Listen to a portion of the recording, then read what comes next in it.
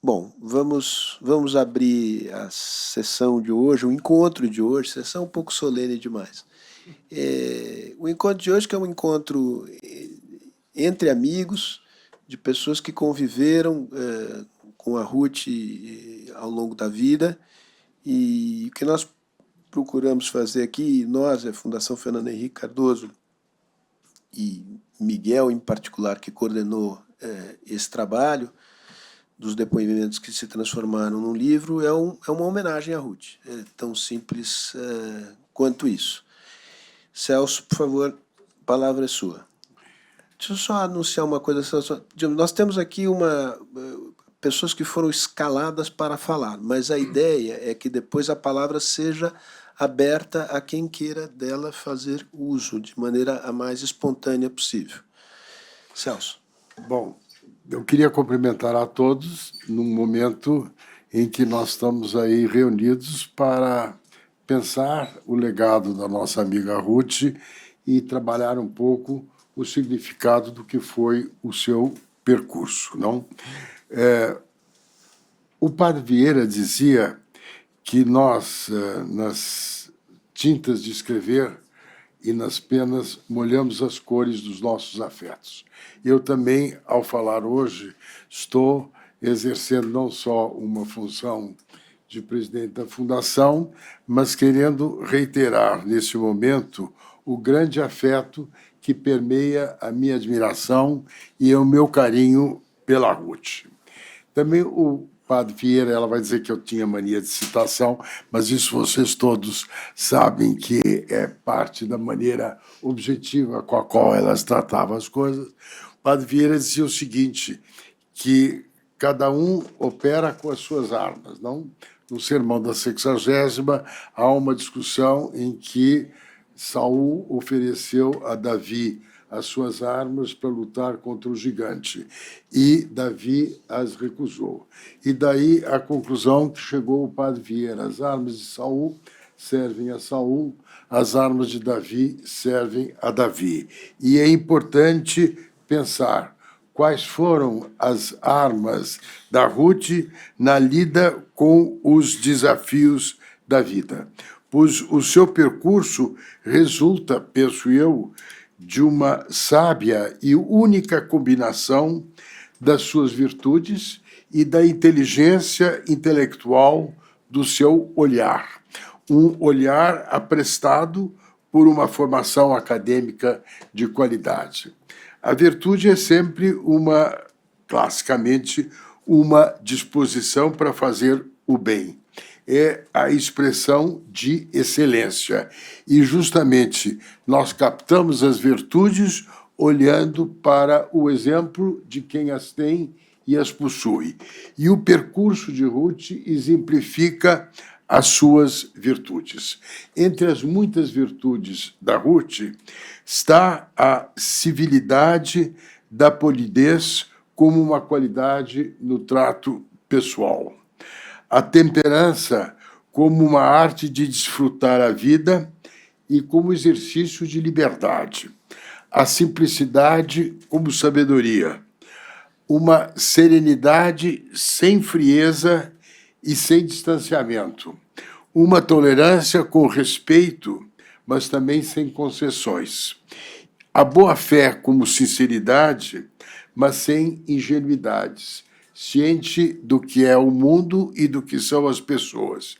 E, sobretudo, a amizade como uma comunidade compartilhada. Não é por acaso que a comunidade solidária, o nome foi comunidade, como também a Comunitas é uma expressão dessa dimensão. E todos que tiveram o privilégio de com ela conviver e beneficiar-se da sua amizade, sabem com o saber da própria experiência a que eu estou me referindo. O seu modo de ser e a maneira pela qual nós interagimos com o seu modo de ser. Neste modo de ser reside um papel importante da sua formação araraquarense. como ela me dizia, e que é o tema do Inácio Loyola, não só na carta, mas do belo livro que escreveu sobre ela. A experiência da formação em Araraquara era para ela uma referência. Quando ela comentava comigo algo que ela criticava, ela me dizia, olha, com cumplicidade, por conta dos seus e dos meus laços com a cidade onde a minha mãe se criou. Isso não está de acordo com os nossos padrões araraquarenses. Eu acho que isso era uma referência constante. E ela vivia dizendo que nós dois insistimos muito nisso. Uma visita que nós fizemos com o presidente Fernando Henrique à Fundação Bodmer, em Genebra, que é uma extraordinária fundação com coisas maravilhosas, que vocês dois conhecem bem. Depois teve uma entrevista coletiva que ele deu e falou muito do que tinha na coleção. E disse, olha, mas a Ruth e o Celso só acharam interessante porque encontraram alguma coisa que remetia a Araraquara. E, com isso, naturalmente, ele se divertia com essa história. Agora, esta consistência e a firmeza das virtudes de Ruth não se deram apenas no íntimo do privado, pois ela teve, no espaço público, a confirmação também, por parte dos outros, das suas qualidades e da sua excelência. Não? O que soava pela figura pública de Ruth foi um dos modos, mas não o único, por meio do qual verteu espírito público à presidência de Fernando Henrique Cardoso. Eu creio que essa dimensão de espírito público e republicano, que era uma característica dela, foi algo que ela verteu à campanha do presidente Fernando Henrique, como também à presidência. Eu me lembro que, logo depois da eleição, eu disse para ela, numa reunião que nós estávamos, olha, eu acho que o Fernando Henrique deve também muito à eleição dele, à sua presença, à sua figura, por aquilo que você encarna como seriedade e dignidade. E ela diz, você acha isso? E eu acho. Então vai lá e diz isso para ele. Naturalmente, eu cumpri rigorosamente o preceito que ela me pediu que cumprisse com absoluta convicção. Ela encontrou uma maneira de manter a autonomia da sua identidade e redefiniu o papel da mulher do presidente. Eu creio que havia entre os dois, Fernando Henrique e Ruth, um diálogo permeado pelo respeito e também pelo humor, que é uma qualidade democrática. Me lembro que um dia nós estávamos jantando e éramos poucas pessoas, o Sérgio Amaral também estava, então estava o que ele dizia, olha, isso aqui está parecendo uma conspiração paulista neste jantar. Aí o Fernando foi procurar um vinho, aí ela diz, olha, Fernando, não fique guardando vinho, porque nós vamos ter que tomar isso a tempo, porque do jeito que você é econômico, você vai segurar essas garrafas para a eternidade e nós não vamos nos beneficiar. Conto isso porque é um pequeno episódio deste jogo de humor que eles tinham. E era um respeito que contribuiu para a atmosfera política do período. Como posso, como tantas outras pessoas que também estão aqui, testemunhar, tendo vivido de dentro o seu governo e de perto, como seu amigo e amigo do casal, a vida de ambos na sua dimensão pessoal, política e acadêmica. A dimensão republicana de Ruth tinha o lastro da sua condição de intelectual e pesquisadora, que trouxe para o cenário político o olhar da sua formação de antropóloga. Daí a pressão que ela sempre teve para a relevância da pesquisa e para o entendimento das coisas, do que se passa no âmbito da sociedade civil e o foco que se deve dar aos movimentos sociais, às reivindicações de gênero, ao papel das organizações não governamentais. É o que ela dizia para o próprio Fernando Henrique, e ela me disse várias vezes: você está aí escrutando isso em tempos idos, o programa de metas do Juscelino, que é o problema do Estado, olha, menos Estado, mais sociedade, não? Que era uma recomendação que ela, em mais de uma oportunidade, me fez. Eu lembro o luminoso prefácio que ela escreveu ao livro do Manuel Castells sobre a sociedade em rede, e ela era próxima do Manuel Castells. Não era apenas o Fernando Henrique, ela era muito próxima do Castells e muito sensível a essa percepção da sociedade em rede. E é o que nós podemos ver também olhando o conjunto dos textos da obra reunida, que foi lançada em 2011 e organizado pela Teresa Caldeira. Eu acho que a comunidade solidária foi a expressão, em termos de ação, desta sua visão de pesquisadora e estudiosa do Brasil. E contribuiu para a renovação das políticas sociais em nosso país e pela ideia força do empowerment das pessoas como meio de enraizar econômica e politicamente a extensão da cidadania. Quer dizer, a ideia do empowerment, como uma ideia a realizar, é algo que permeia a visão dela de como é que você confere à cidadania uma dimensão efetiva. E ela trabalhou, assim, em prol da autonomia das pessoas e combateu as tradicionais práticas da política de clientela. E deu sequência a essa visão nas atividades da Comunitas. Eu creio que a Ruth soube contextualizar e compreender o Brasil que ela viveu, com destaque para a significativa mutação do que era o tradicional da condição feminina. Foi o que propiciou uma crescente presença, já em vida dela, das mulheres no mundo da profissão, dos negócios, da política, do pensamento, com impacto na redefinição da prévia lógica social do masculino e do feminino.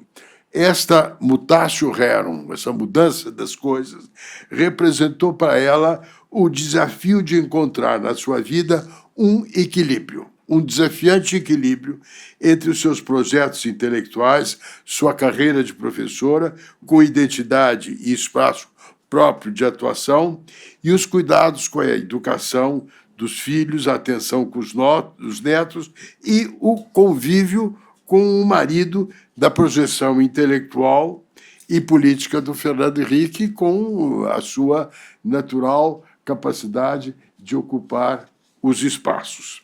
A excelência com a qual ela construiu esse equilíbrio teve desdobramentos que foram além da sua pessoa.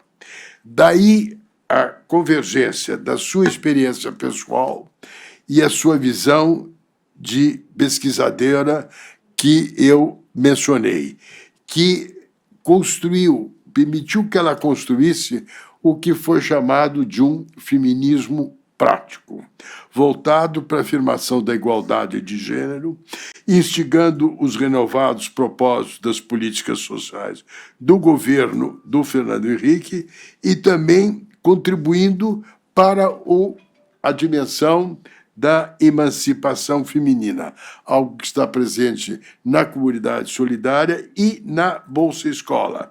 E a ênfase que ela atribuiu ao papel da mulher nas famílias brasileiras, porque nelas viu uma dimensão de responsabilidade e conferiu a isto também um modo abrangente de afirmação do empowerment da cidadania. Concluo dizendo o seguinte: nós sabemos todos que o ponto de partida dos direitos humanos é o princípio da igualdade e da não discriminação, é a moldura.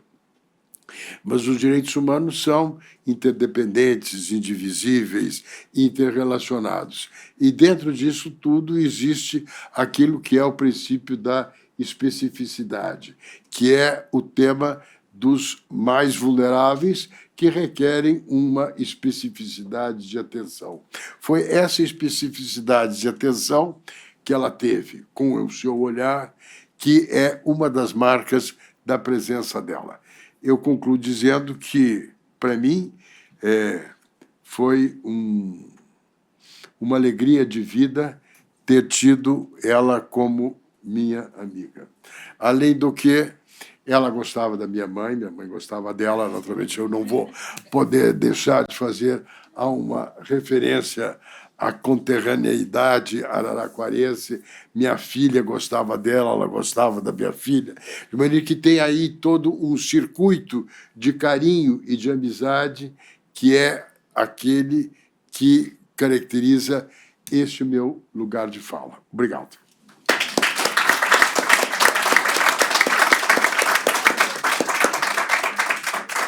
Vou pedir agora para a Rosisca ler o texto que foi escrito por outro ilustre araraquarense, o Inácio de Loyola Brandão. Foi convidado a estar presente aqui, não pôde, mas fez questão de escrever e nos enviar esse texto que será lido agora pela Rosisca. Boa tarde a todos. É com muita alegria que eu vou ler agora um texto intitulado Minha Ruth, que foi escrito, como disse o Fausto, pelo Inácio Loyola Brandão, meu amigo, meu colega, colega de Celso também, na academia, e que lamentou muito não estar aqui hoje.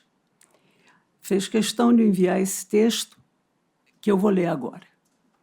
Minha Ruth. A certa altura dos anos 90, enviei a Brasília um pedido. Que a primeira-dama Ruth Cardoso me desse uma entrevista exclusiva para a revista Vogue, da qual eu era redator-chefe. Ela já recusara 2 vezes, alegando falta de tempo. Tinha realmente muitos encargos, principalmente com a comunidade solidária, a alfabetização de milhões de crianças, a universidade, a capacitação, o artesanato solidário, imensos projetos para o Brasil, como jamais uma primeira-dama tinha enfrentado. Súbito, ela abriu uma brecha. Teria um tempo se a entrevista fosse feita por mim, Inácio. Somos de Araraquara, mas com a universidade, a carreira, a antropologia, o casamento, os filhos, viagens, perdi minha cidade, disse Ruth. Voltei pouco a ela. E era minha raiz. Nesses momentos, eu visitava a minha amiga Maria Alice Ted Neto. Ela ligava para a sorveteria Welsato, que nos levava a taças de creme suíço. Era assim, com 2 S's. Me diga, ainda existe o sorvete da minha infância? Claro, doce, doce. Feliz, ela marcou um encontro em seu apartamento em São Paulo, na Rua Maranhão, entre 14 e 15 horas. Advertiu sorrindo. Seja pontualíssimo. Fui, me deixaram na sala, esperei 8 minutos. Ela entrou, olhei o relógio, falta de educação minha, ela sorriu, entre araraquarenses é permitido. Porém, me diga antes de mais nada, um sorvete. Nesse momento, o telefone tocou, ela atendeu. Quem é? Deputado federal o quê? Repita, sim. Breve intervalo, Ruth indagou. Quer que eu dê um recado ao presidente? Lamento. Por quê? Porque eu não sou mulher de dar recados, meu senhor. Desligou. Essa era uma das Ruths que chegou perguntando. A Rua 5, Túnel dos Oitis, está lá. O jardim público, com um oval gramado no centro, Quem atravessava a grama pisando ficava louco. Está lá? A revoada de andorinhas no final da tarde, os apitos das locomotivas que marcavam a rotina da cidade, a sirene da Lupo, fábrica de meias, que no final do dia levava centenas de operários para as ruas, o footing, a paquera entre os dois cinemas, o baile do Carmo só para negros, comemorou 100 anos. O clube araraquarense, para cujos bailes Mamãe Mariquita criava modelos especiais, invejada figurinista. O 27 de outubro, clube de classe média, onde estavam os melhores bailarinos da cidade, continua até hoje. Os cinemas centrais, onde tínhamos visto tantos filmes, tinham se transformado. Uma é loja, outra é templo. Gostávamos de musicais. Eu adorava Gene Kelly. Ela discordou. Fred Astaire era mais leve e elegante. No meio da tarde, ela me levou à cozinha e preparou 2 xícaras de café. Mamãe me ensinou a fazer 1, 2, 3 xícaras, quantas forem exatas. Mas vamos ao assunto. Passei a vida em nossa cidade tomando o creme suíço do Exato. Especialidade única. É um creme dulcíssimo, feito com leite e açúcar queimado. Nunca vi em outro lugar, nem na Suíça, onde estive em 1963. Os sorveteiros japoneses na minha cidade ainda mantêm a tradição. Há somente em Araraquara lugar sui generis, segundo estudiosos. Recanto, onde o Celso Laffer, diplomata e ex-ministro das Relações Exteriores, acadêmico na Paulista e na Brasileira, ao meu lado, viveu e estudou por um período. Cidade de Zé Celso, de oficina, de artistas plásticos de envergadura, como Lívio Abramo e Judith Land, dos atores de teatro e cinema, Sebastião Campos e Maria Dioná, do jogador de futebol Careca, do campeão olímpico de basquete Rosa Branca. Cidade onde Mário de Andrade escreveu Macunaíma. E nos finais da tarde, Gilda de Melo Souza era uma das crianças a quem Andrade lia o que escrevera. Araraquara, morada do sol, de onde saiu a superstar Lineker, consagrada a trans. Cidade de Dedeto Fortes, tradutor de Sartre, e do Gadelha, que criou o Gigantão, obra-prima de design arquitetônico. E Sidney Sanches, presidente do Supremo Tribunal Federal, que empichou o Collor. Conversamos. Eu conhecia todos os parentes dela, muito católicos, beatos, as tias igrejeiras. Sabia de todos os amigos. Nossa diferença de idade era pouca. Ela nasceu em 30, eu em 36. Sabia que Nelson Gulo, em Araraquara, também tido como um belo homem, tinha sido um dos muitos que carregavam um vagão por ela.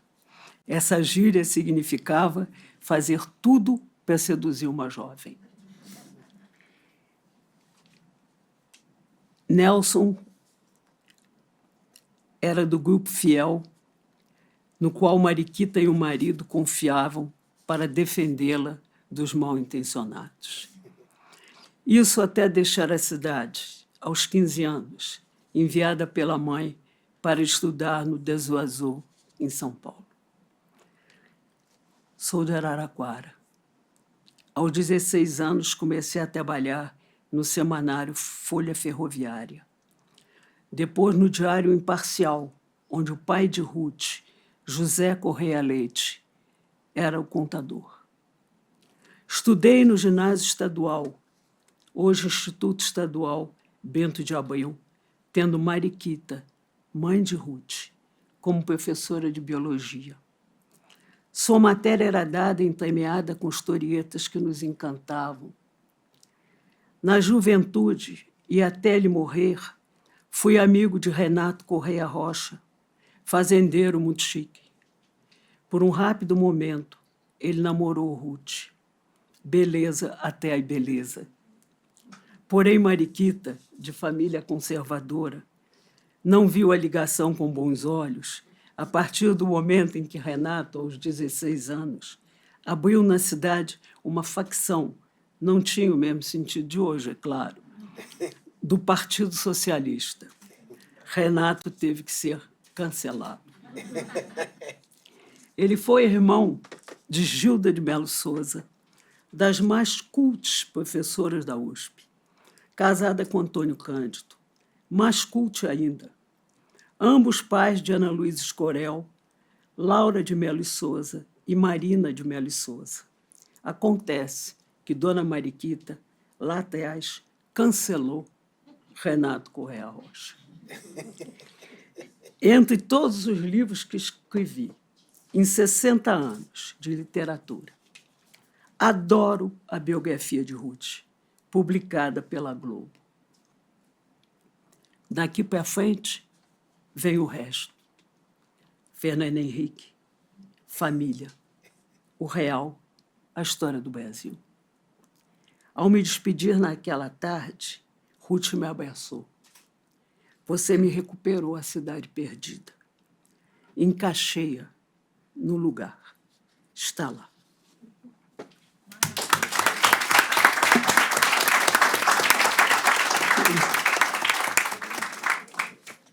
Miguel, eu acho que até para manter na mesma frequência, a gente podia rodar o vídeo da Ruth e depois aí você introduz o livro, né? Sérgio, eu quero fazer Por favor, Celso. E que diz respeito a tudo aquilo que a Rosisca leu.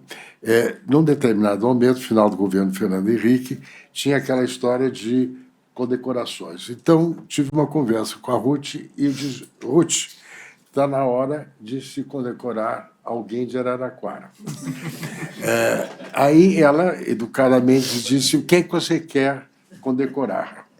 Mas olha, eu quero condecorar a dona Olga, que foi professora da minha mãe, com a qual eu deveria ter estudado, porque senão eu jamais escreveria. Mas a dona Olga tinha falecido há muito tempo, portanto não dava. Então, com nenhuma dificuldade, chegamos à conclusão que deveria ser o Inácio. No dia da entrega das condecorações, que é o dia do diplomata, ele não pôde comparecer. Então fizemos depois uma pequena solenidade lá no gabinete do ministro, Ruth, Inácio, eu, a Meire, e tivemos aí um registro desses assuntos que a Rosisca leu, vendo esta lembrança vívida que o Inácio transmitiu. Muito bom, Celso. Ó, o que vocês verão agora é uma produção caseira, não é uma produção sofisticada, mas acho que é interessante, é um breve vídeo que foi montado aqui com, sobretudo, se eu me lembro bem, com cenas em que a Ruth atua, fala, né, usa da palavra e, em particular, acho que durante o período do governo, então tem muito sobre comunidade solidária. Vamos lá? Por que primeira e por que dama? Duas coisas são um pouco esquisitas, né? A antropóloga, presidente da Comunidade Solidária, Ruth Cardoso! Você está achando, então, das mulheres dos presidentes estarem sendo tão importantes assim? Olha, eu acho que as mulheres estão ganhando importância em todos os lugares, não é só nisso. Isso é uma coisa que fica muito visível. Acho que tem uma coisa que me incomoda e que eu não consigo, essa eu não consigo mesmo. É aquele negócio de ficar dando a mão para todo mundo, porque você que já quebrou o braço, como eu, que somos habituês. Então, de vez em quando, ficou a mão doendo. Nós não somos a política social do governo. Eu estou lá com 21 pessoas da sociedade civil sentadas e é com elas que eu discuto, também com os ministros, mas é a partir daí que a gente toma algumas decisões, a partir de diagnósticos. E quando a gente vê esses princípios realizados, então isto traz realmente não só alegria, mas a certeza de que a gente tem que continuar nesse caminho, porque o caminho está dando certo. O caminho está começando a dar os seus primeiros frutos. Então, por exemplo, desde o seu começo, a Comunidade Solidária se dedicou a criar problemas para os jovens. Por quê? Porque o nosso diagnóstico é que, apesar de não estar nada resolvido, há mais programas para as crianças do que para os jovens. E nós temos uma população jovem que realmente tem necessidade de ter vários tipos de atendimento. Então nós fizemos o quê?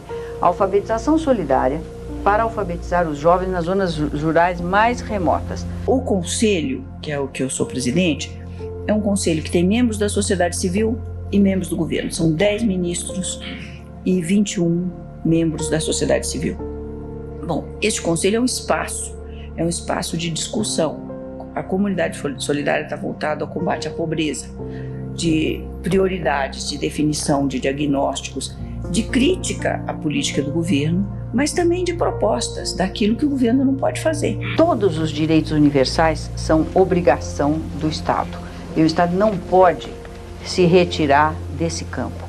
Portanto, a ideia que eu procuro executar através da Comunidade Solidária não é jamais a de substituir o Estado. É a de mostrar que existe uma outra maneira de trabalhar e que essa outra maneira de trabalhar às vezes é mais eficiente. Eu não acho que solidariedade é um gesto de generosidade. Ele contém esse gesto de generosidade, mas na verdade a solidariedade é a consciência de que a sociedade é feita de várias partes, mas que ela só funciona no conjunto.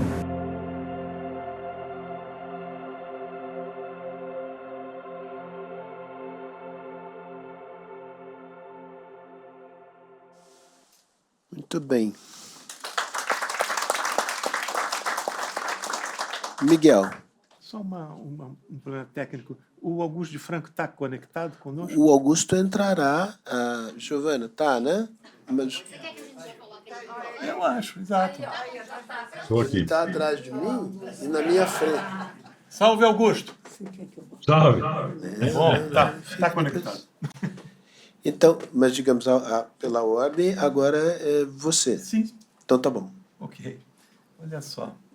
Então, eu acho que desde a primeira frase do Celso, ficou claro que nós estamos falando muito mais da Ruth do que da comunidade solidária.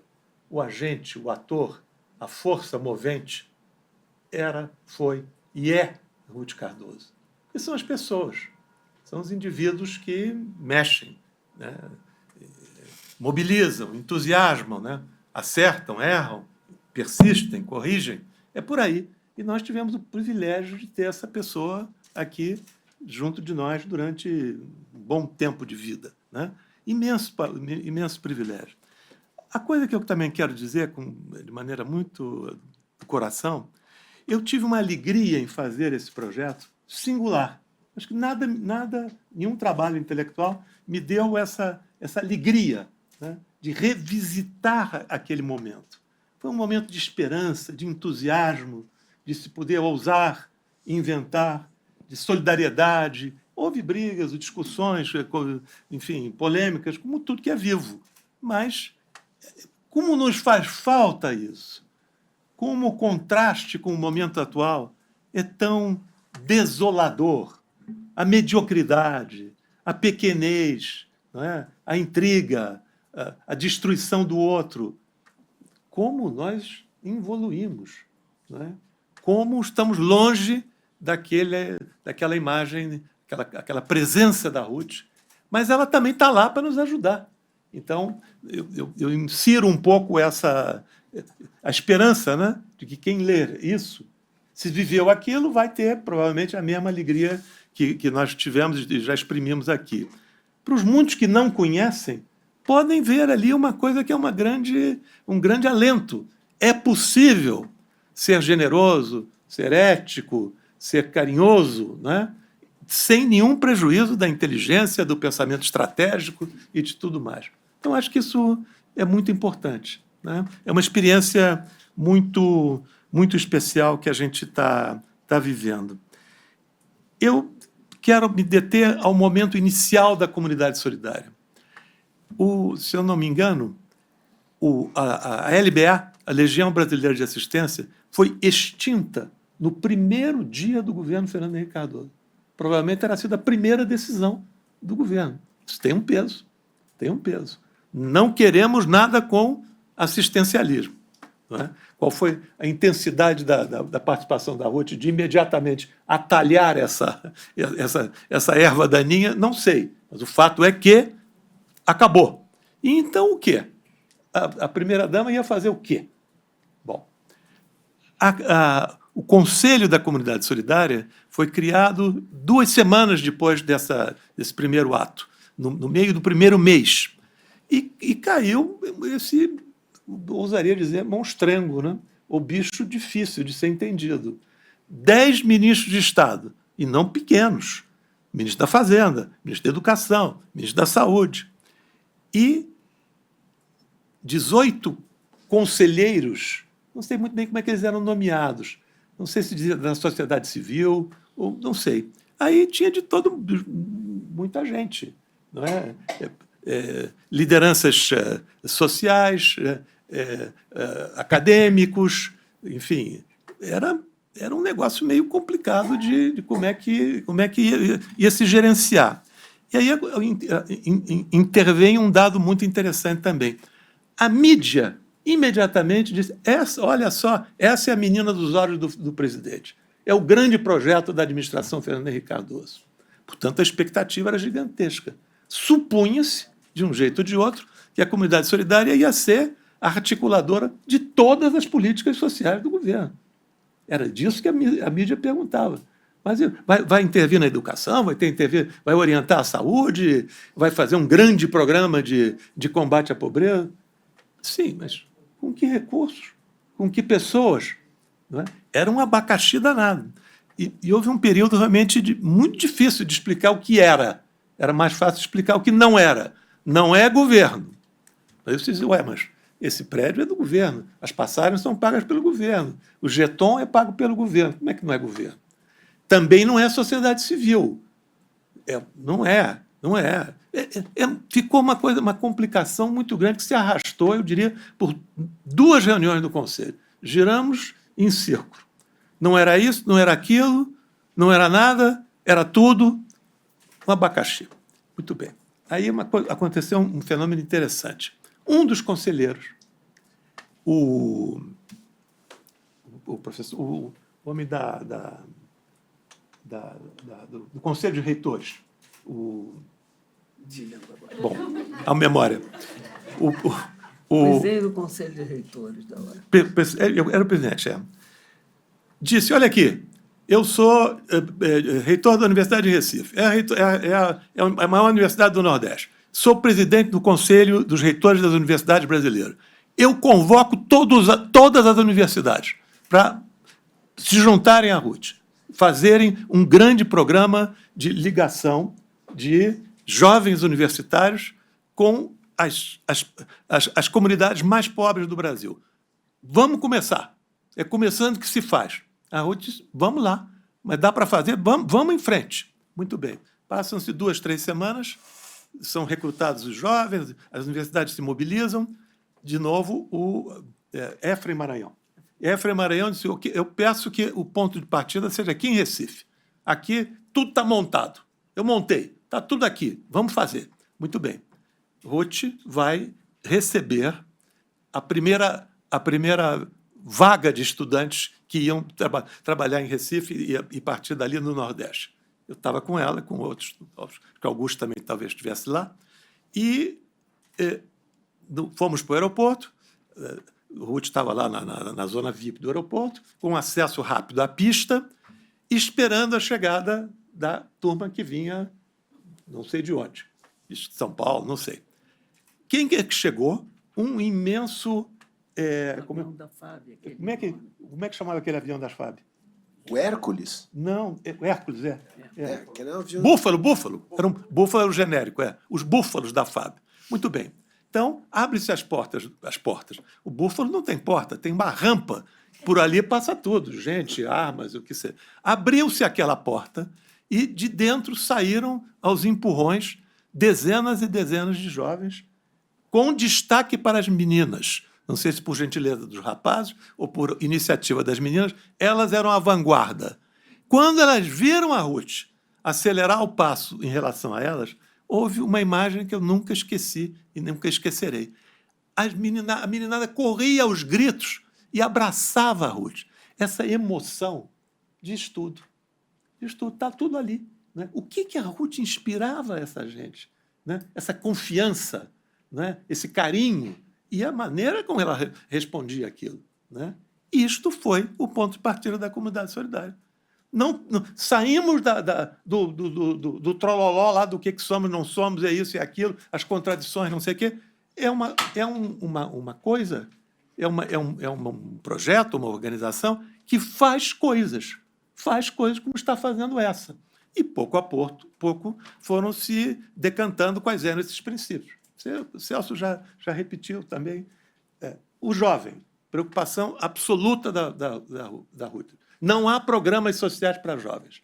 Então, nós vamos fazer um grande projeto para jovem e um grande projeto com jovens como os monitores, a turma que vai fazer. Precisamos de dinheiro. Vamos falar com quem tem dinheiro. Os empresários. Pedro Moreira Salles, Horácio Laffer Piva e outros, não é?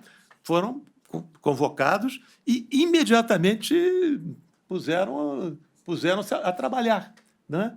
Houve um apoio muito expressivo do mundo empresarial, que acho que era uma coisa inédita no Brasil. Né? Essa parceria, não é? Em torno a programas sociais. Ocorreu também uma coisa interessante, Celso. Os empresários, penso aí no caso do Pedro, ele começou também a pensar o que ele podia fazer com o conhecimento dele, com o know-how dele, que se encaixaria na comunidade solidária. Diz, microcrédito, experiências locais de microcrédito, trazer para as comunidades pobres, para as favelas. Diz, vamos fazer no Rio de Janeiro, Betinho, vamos fazer no Rio de Janeiro, na Rocinha. Essa espontaneidade, né, e essa generosidade, no melhor sentido da palavra, de pôr ideias à mesa e vamos ver, vamos tentar fazer da melhor maneira que possível. O BID, o Iglesias, ficou maravilhado. Isso é um projeto pioneiro para a América Latina. 3 milhões de dólares para começar. E assim a coisa se foi fazendo. Não é?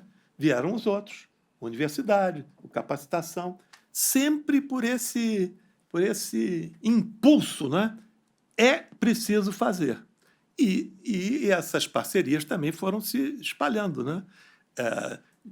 Empresas, diferentes órgãos de governo, prefeituras, né? Que permitiam identificar as áreas de maior pobreza, e a coisa aí foi indo, e se fez. Eu acho que, em palavras simplórias, foi assim que se fez. E esse programa, durante os 2 anos do governo, foram um programa importante, interessante, valorizado internacionalmente, não é? E compartilhado em vários países e, talvez o mais importante de tudo, como o governo Fernando Henrique não ia ser eterno, os vários programas foram se autonomizando, viraram, não é? ONGs, organizações próprias, e a grande maioria deles está aí hoje, 30 anos depois. Quer dizer, essa experiência com esses aspectos que me parece interessantíssimo. Podemos, no debate, voltar um pouco a isso. Em que mudou? Que parâmetro de política social emergiu dessas experiências todas? Mas isso eu talvez me reserve para fazer mais adiante, no meio do debate, uma intervenção a mais. Quero só, antes de terminar, mencionar 2 pessoas que merecem muito ter os nomes mencionados aqui. Vilmar Farias e Tereza Lobo. Vilmar Farias, para quem não sabe, era um dos maiores amigos do Fernando Henrique, um intelectual, um cientista social de primeiríssima qualidade, mundial, discretíssimo, mas de uma inteligência invulgar. Foi ele que deu, na medida do possível, a coerência entre os projetos sociais do Fernando Henrique. Então, uma pessoa importantíssima, muito amigo. Cuja filha está presente aqui. Hein? Cuja filha está presente aqui hoje. Então, saúdo você. Que bom que você esteja aí, né? Dá o valor desse testemunho. E a Tereza Lobo junto comigo e com o Augusto, fomos os três que, afinal, ficamos ali diuturnamente, né, com a Ruth. É a melhor maneira de definir. Né? E a Tereza hoje está uma pessoa com problemas de saúde, não pode viajar. Era uma pessoa fenomenal também, de humanidade, de simplicidade, de agregar. Hein? De eficiência. E de eficiência, evidentemente. Né?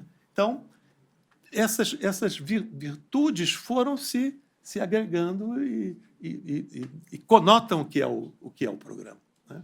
O último ponto, se houver tempo nessa conversa nossa, eu poria aqui um ponto a gente pensar o que a comunidade solidária ainda tem a dizer para o Brasil de hoje, que não está indo bem. Né? As políticas sociais os debates são patéticos, não é? Sobre empreendedorismo e contra a política social. Se não há alguma coisa aqui que se pode tentar. Última palavra que eu diria, se eu não esqueci,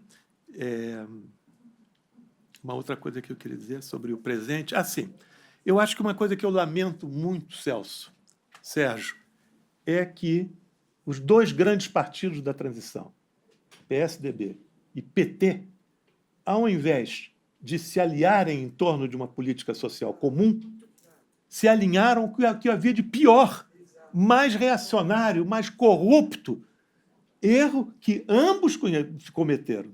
Não vou avaliar quem errou mais, né? Mas ambos erraram de forma crassa, se transformaram no inimigo principal um do outro e abriram o caminho para essa escória que está por aí. Né? E com isso eu termino.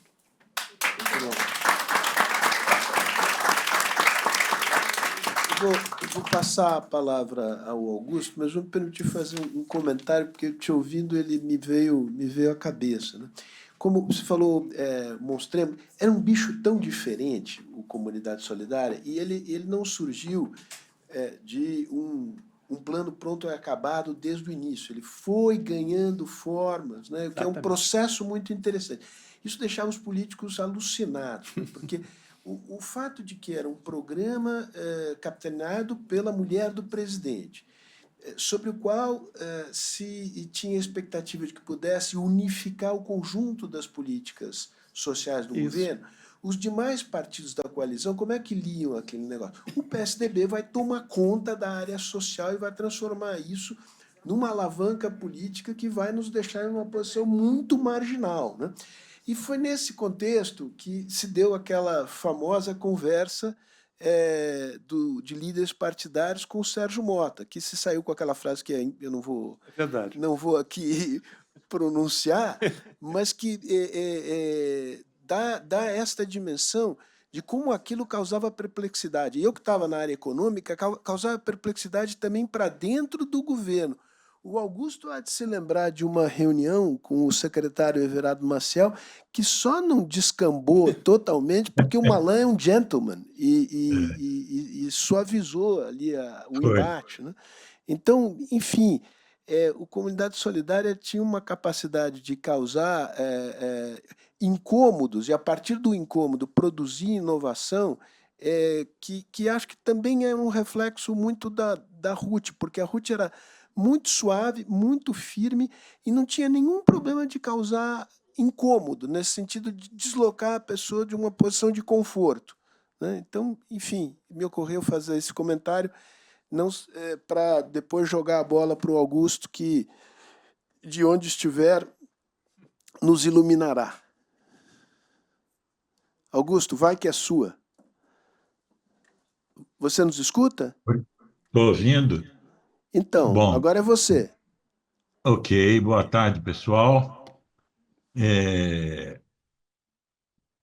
Eu acho que quase tudo que a gente possa dizer sobre a comunidade solidária e o papel da Ruth na comunidade solidária seria diminutivo em relação a toda essa experiência que nós tivemos juntos, inclusive aos livros que nós escrevemos juntos. Eu, Miguel, Ruth e Tereza, um segundo livro e tal. E a experiência da comunidade solidária, quer dizer, nós não vivemos no mesmo lugar do espaço, mas assim como não estamos no mesmo lugar do espaço, nós também não vivemos na mesma região do tempo.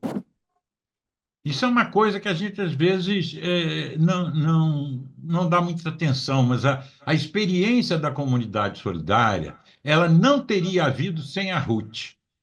Mas a Ruth vivendo naquele tempo, naquela região particular do tempo, somente na qual ela poderia ter ocorrido. E o que foi isso? Foram os anos 90 do século XX. Não é? Abriu-se uma janela de inovação social com a queda do Muro de Berlim, a derrocada da União Soviética, o fim da Primeira Grande Guerra Fria, o surgimento da World Wide Web, as teorias do capital social, o advento da nova ciência das redes, o florescimento do chamado terceiro setor, e, embutido nisso tudo, uma nova geração de políticas sociais, não como políticas de assistência social e nem somente de promoção social, mas de indução ao desenvolvimento social. Então, esse foi um tempo espetacular e, ao mesmo tempo, um tempo perdido, no sentido de que a gente não consegue reeditá-lo agora, revivê-lo agora. A nossa experiência particular da comunidade solidária teve um início provocativo e um fim desconcertante. A provocação inicial, o Miguel vai se lembrar disso, foi uma frase que, se eu não me engano, saiu até numa capa da Veja: o povo desunido jamais será vencido. Simbolicamente, essa frase provocativa, ela estava querendo dizer muita coisa. Isso foi nos primórdios da comunidade solidária, não é? Porque se falava de sociedade civil organizada, mas a força da sociedade civil era o fato dela ser desorganizada, ela era composta por pessoas e comunidades, e não apenas por algumas organizações, OAB, ABI, CNBB, né? Era quase que uma gavetinha assim, isso é que é a sociedade civil. Não, a sociedade civil somos todos nós.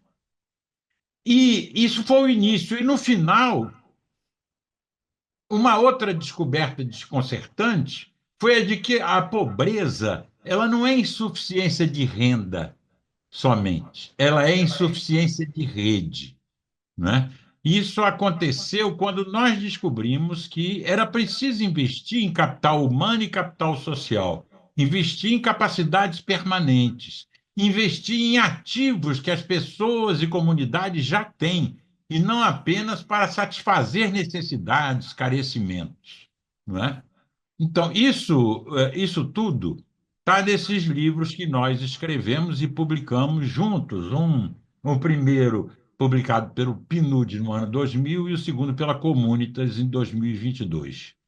Eu acho que hoje não se trata de nós defendermos as nossas ideias daquela época, as ideias da Ruth, a ideia de nós todos que comungávamos com ela, para provar que nós estávamos certos, quem sabe para poder replicar o que nós fizemos. Não faz mais sentido, porque no ambiente social que nós estamos vivendo hoje, e no ambiente geral, não só social, sob uma terceira onda de autocratização, a gente não pode esquecer que o número líquido de democracias parou de crescer em 2005, não é?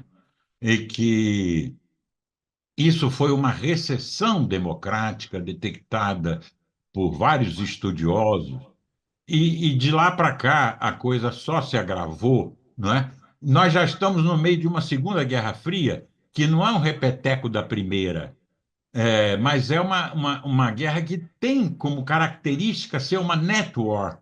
E quando eu falo que é uma net war, eu não estou querendo falar que é uma guerra pela internet. Eu estou querendo falar que é uma guerra na sociedade em rede. É uma guerra que entra, polariza e divide as sociedades nacionais, não é? Nesse tipo de ambiente, ele não é muito difícil você fazer florescer aquele tipo de ideia ou de práticas, de comportamentos que nós pudemos experimentar na década de 90, né? Oxalá esse tempo que nós estamos vivendo agora não seja a antessala de uma nova idade das trevas, né? Mas o máximo que eu acho que a gente pode esperar é que alguns esporos gerados naqueles 10 anos, vou chamar assim, desse ponto de vista gloriosos, não é? Por sorte ou por acaso, caiam em terreno fértil, não é? Então, o que eu estou dizendo com tudo isso é que a comunidade solidária foi uma experiência datada, não uma experiência é, que não teve importância. Ela teve muita importância, só que o modo de reprodução daquilo tudo que nós experimentamos e fizemos, não é?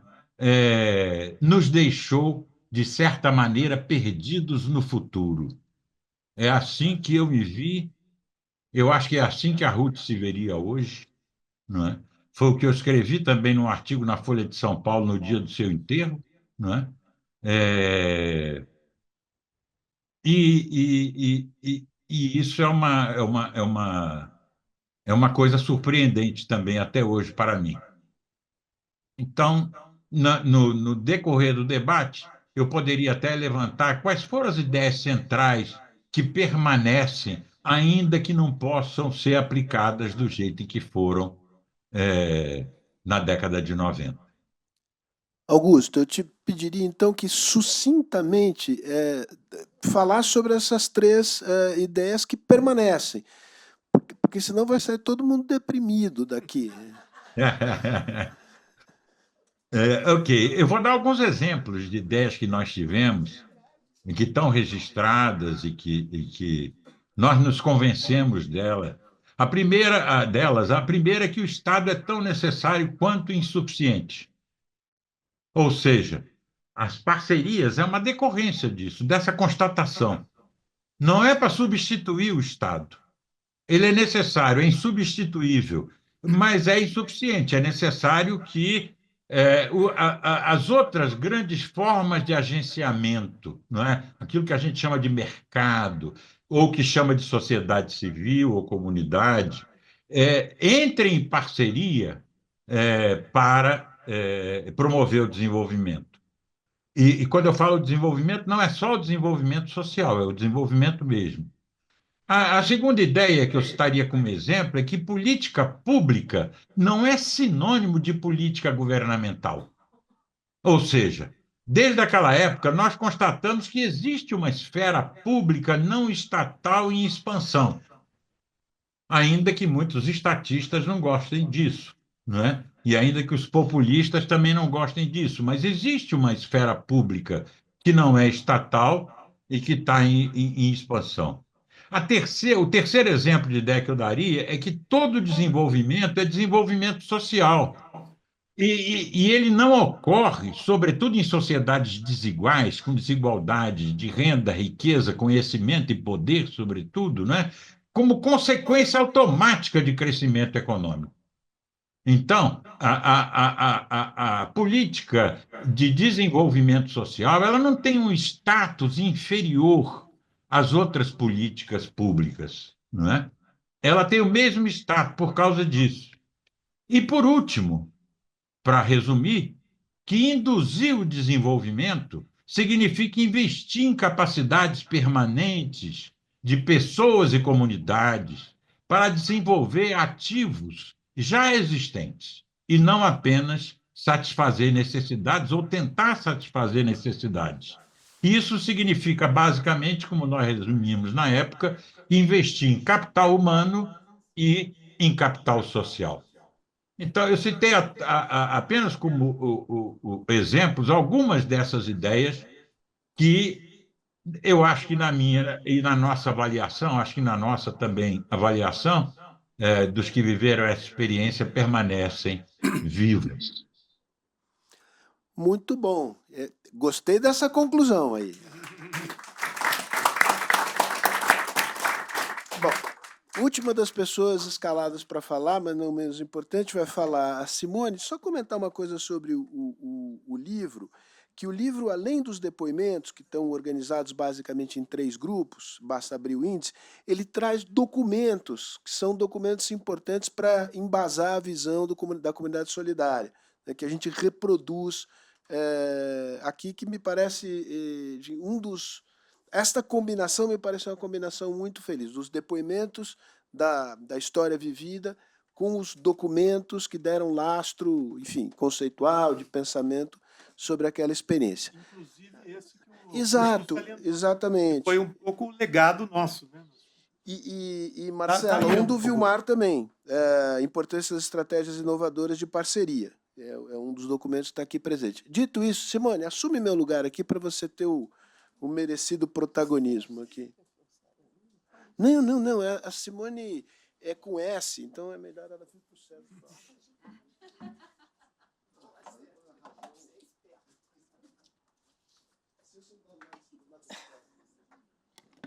Nossa, esse troço é muito grande.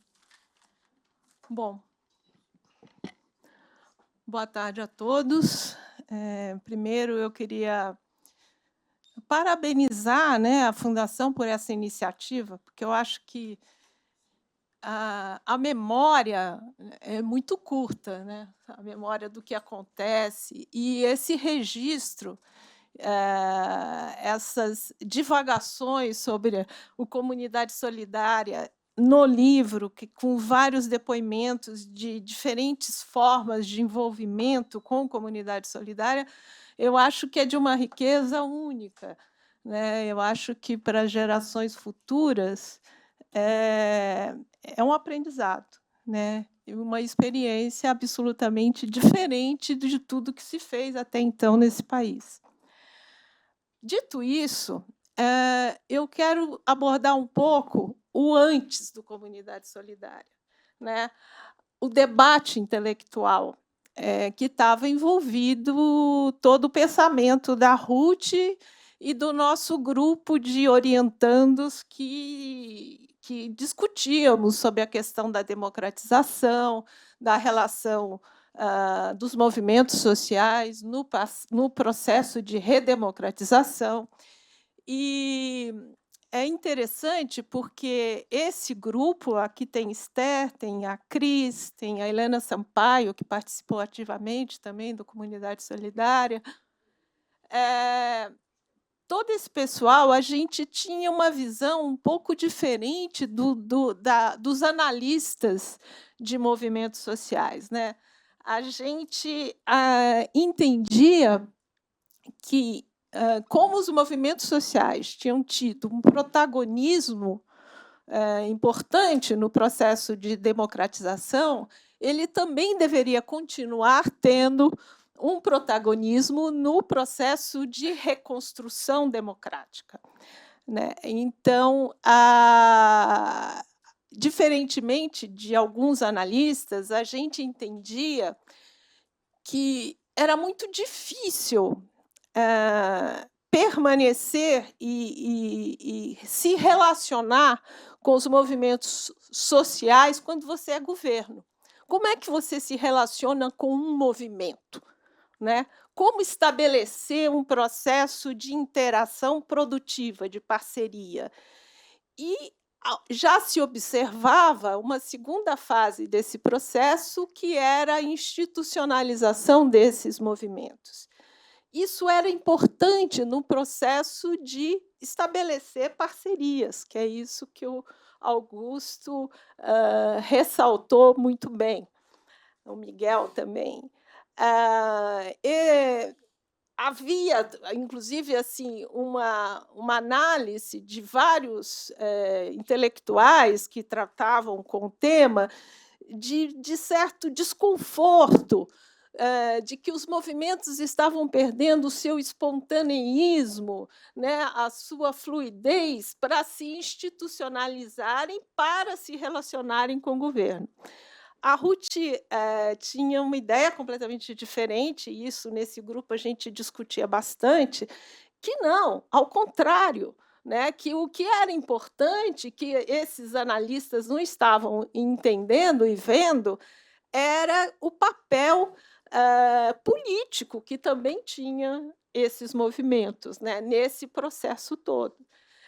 E que o contexto de redemocratização não deixava mais, não havia mais espaço para esses movimentos serem anti-Estado, como eram antes, né? Ao contrário, se você tem que se relacionar para conseguir conquistar alguma demanda, você tem que se institucionalizar para conseguir crescer nesse processo. Bom, isso era toda uma discussão que a gente estava tendo na década de 80, no bojo das nossas teses, e como isso era importante no processo de construção da relação Estado-sociedade civil, né? A Ruth, portanto, ela entendia que essa relação tinha que assumir um novo formato, né, num processo de democratização. E nesse bojo, ela começava a ver também as fundações, os institutos, as fundações de grandes empresas, de grandes bancos, e que passavam também a ter o seu papel social. Então, isso que o Augusto ressaltou, quer dizer que a política, o desenvolvimento social não se dá só pela ação do governo, mas pela ação de toda a sociedade, era um fato, né, que a gente já apontava nas nossas análises, né? E ela surge também nesse processo a discussão sobre terceiro setor. O que era o terceiro setor? Então, era esse novo desenho que estava se relacionando com organizações que voltadas para um bem público, voltadas para uma ação pública, e que, ao mesmo tempo, não era governo, mas se relacionava com esse governo. Era uma costura bastante interessante.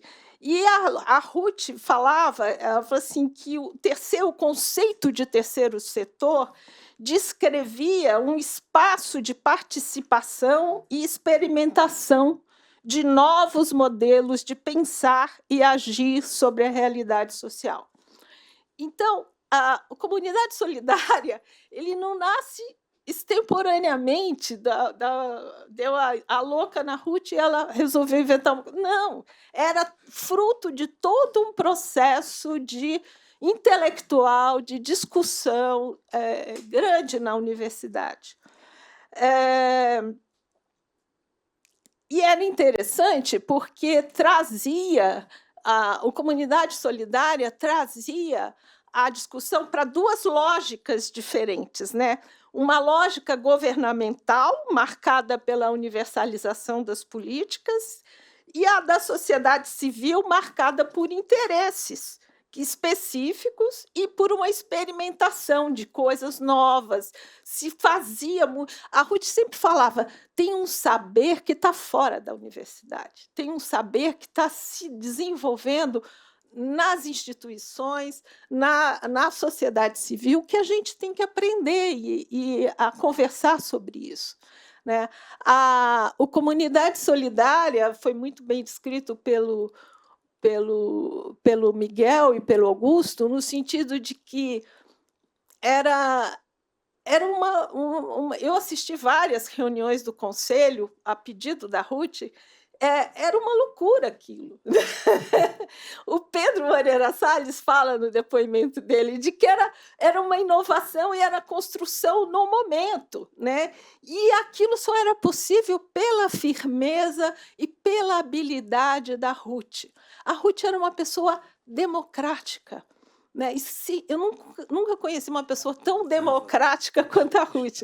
Ela estimulava a discordância, as ideias, ela escutava tudo com uma calma, né? E ela conseguia dar um nó naquilo, ela conseguia sintetizar as discordâncias, encontrar caminhos, e com isso ela agregava muita gente, né? Eu aconselho a ler o depoimento do Pedro, porque é bem interessante, né? Como é que um banqueiro, no meio daquilo, entende aquela confusão toda, tenta participar e é vencido. Ele falava, isso não vai dar certo, isso não vai dar certo. E dava, né? Então, ele teve um papel assim de grande incentivador do Comunidade Solidária, né? E ela afirmava isso, né? Ela afirmava que ela não queria ser governo, né? Isso está bem dito aqui, que ela não era governo, mas, por outro lado, como o Miguel descreveu, ela usava... Bom, o maior parceiro do governo no Comunidade Solidária eram as Forças Armadas, né, Miguel? Levava todo mundo para cima e para baixo, se envolveram em todos os programas, isso é muito interessante, quer dizer, todas as Forças Armadas participando de um projeto da Dona Ruth. Né? Não, sem kits pretos nesse momento. Bom, por último, eu queria só ressaltar que na linha um pouco do Augusto, de 3 aprendizados grandes que o Comunidade Solidária nos trouxe, né? Em primeiro lugar, algo que marcava a personalidade da Ruth e que se traduzia nos programas: a escuta, o diálogo respeitoso entre os envolvidos e a busca por caminhos acordados. Quebrava-se, em certa medida, a arrogância técnica, na qual eu sei o que você precisa e tenho a solução, né? Que é sempre uma fala muito forte dos técnicos, ao mesmo tempo que proporcionava outra magnitude às ações, pois ouvia-se e somava-se parceiros interessados. Em segundo lugar, fica evidente que a política social não é feita exclusivamente pelo Estado. Muito é feito pela sociedade civil organizada e pelo próprio mercado, quando cumprem com suas responsabilidades sociais. Incentivá-los a fazer ou mesmo direcionar essas ações é dever do Estado. Não existe um único caminho, mas sim vários deles. E, por último, a visibilidade que as ações da Comunidade Solidária proporcionaram à sociedade civil trouxe à tona todo um saber, um conhecimento produzido fora da academia por instituições preocupadas com o desenvolvimento social.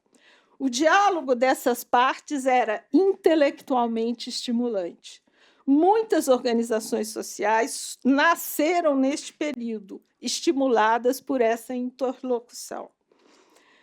Finalmente, eu gostaria de destacar o papel da Ruth nesse processo. Inflexível, como vocês já viram aqui, nas suas convicções, clara na exposição de suas ideias e respeitosa no enfrentamento do debate com adversários, ela soube levar para o mundo da política as virtudes da vida acadêmica. O rigor ético de sua postura fez com que Ruth conquistasse o respeito daqueles que criticavam suas posições, o que facilitava seu trânsito e atraía ativos humanos e financeiros. Sem dúvida, Ruth foi imprescindível no estreitamento das relações das diferentes instâncias governamentais com a sociedade civil organizada. A Comunidade Solidária impactou e alterou o cenário político-social, introduzindo um novo ator, com todos os seus problemas e vantagens.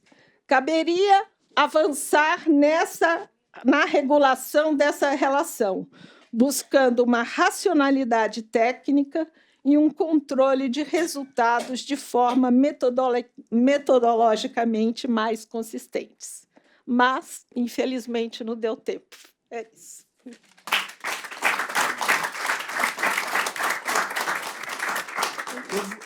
Eu vou abrir... Eu queria abrir a palavra, mas antes tem Rosisca ainda, entre as escaladas para falar. Quer dizer, além de ter feito brilhantemente aqui a leitura do texto do Inácio. Deixa eu fazer duas menções.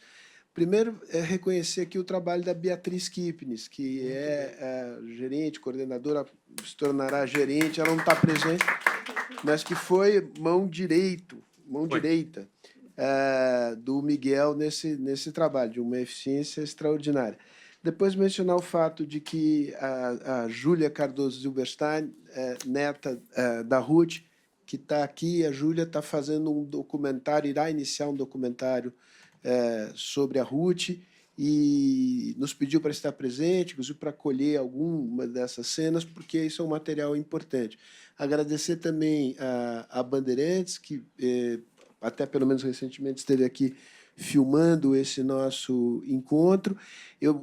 Conforme nós combinamos aqui com a Bandeirantes, depois que a Rosisca fizer a última intervenção e a gente abrir, aí eu pediria para não filmar, para que as pessoas pudessem se sentir totalmente à vontade, porque aí vira um encontro realmente aqui para, enfim, entre amigos. E não queria ter nenhum tipo de enfim, receio de perda dessa privacidade. Rosisca. Muito obrigada, Sérgio, pelo convite para falar aqui.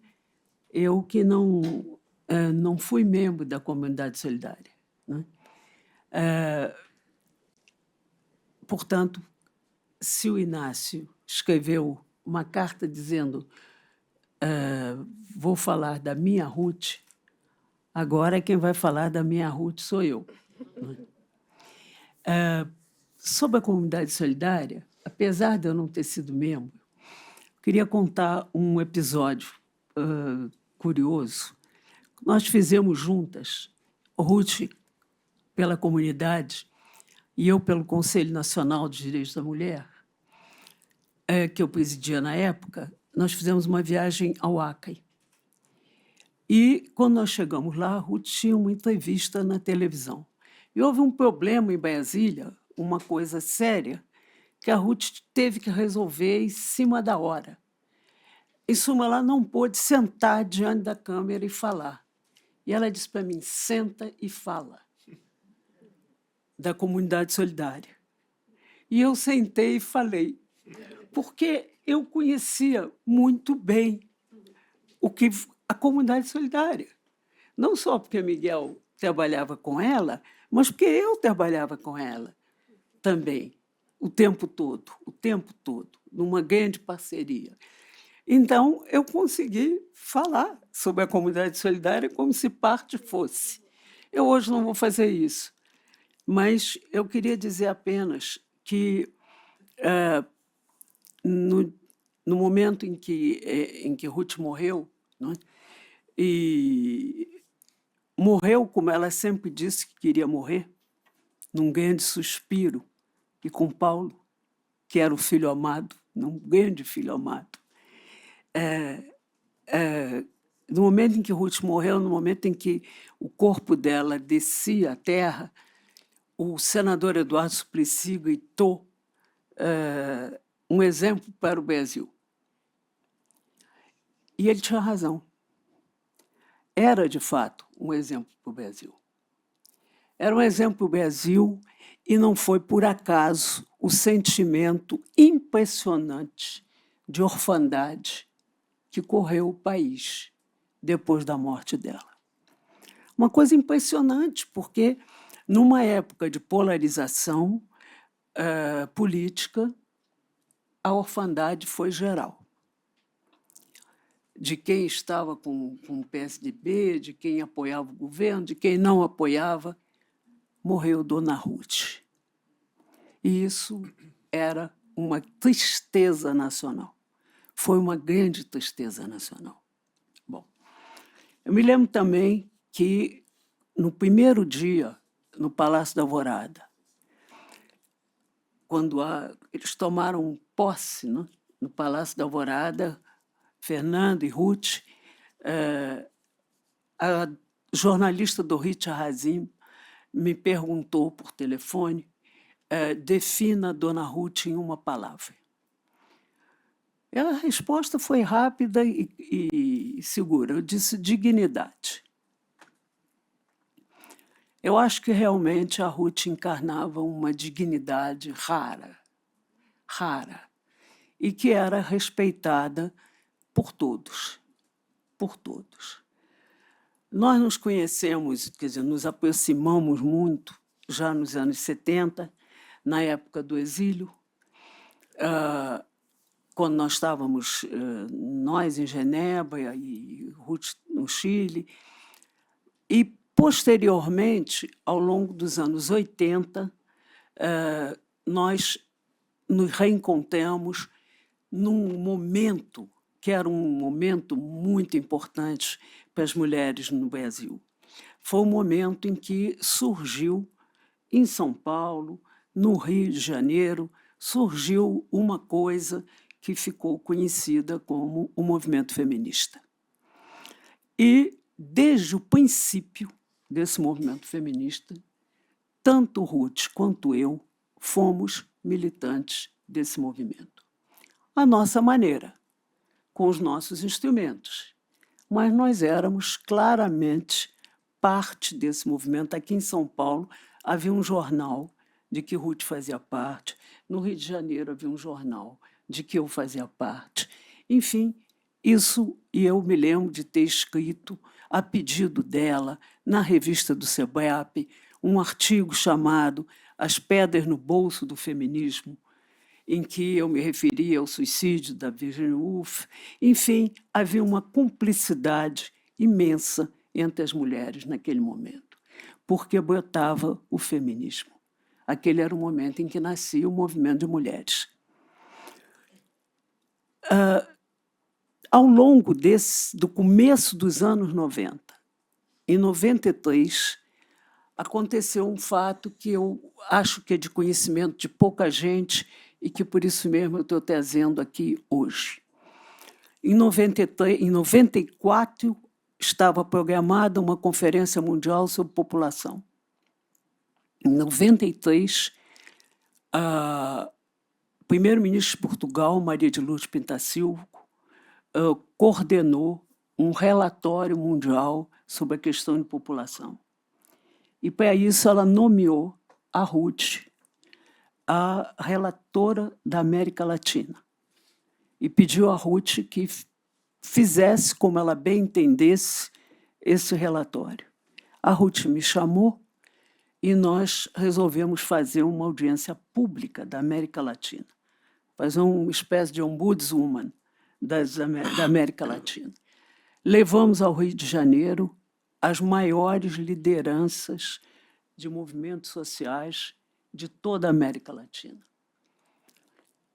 E conseguimos, finalmente, um relatório em que nós identificamos um problema gravíssimo internacional para a Conferência de População, que era a culpabilização das mulheres sendo responsabilizadas pela quantidade de filhos que tinham e que, por isso mesmo, estragavam o meio ambiente.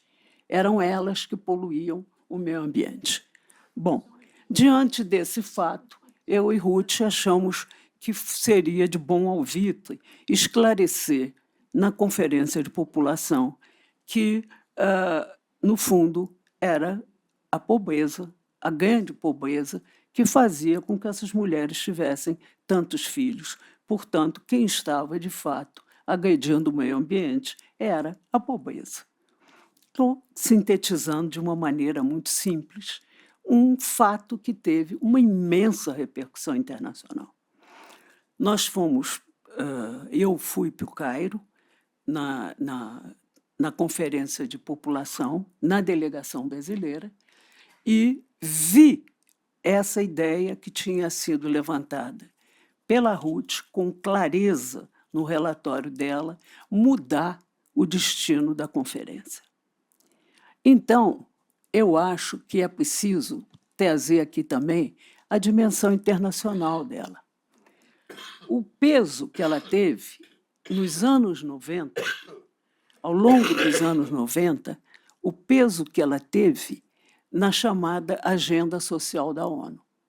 as conferências internacionais. A de população, através dessa questão que foi a centralidade do debate da Conferência de População, e um ano depois, 95, nós estávamos em Beijing, copresidindo com a embaixadora Teresa Quintela a conferência sobre as mulheres, a Conferência das Mulheres, que o Miguel já me ouviu dizer isso 1000 vezes, né? Já me ouviu dizer essa frase 1000 vezes, vai ouvir de novo.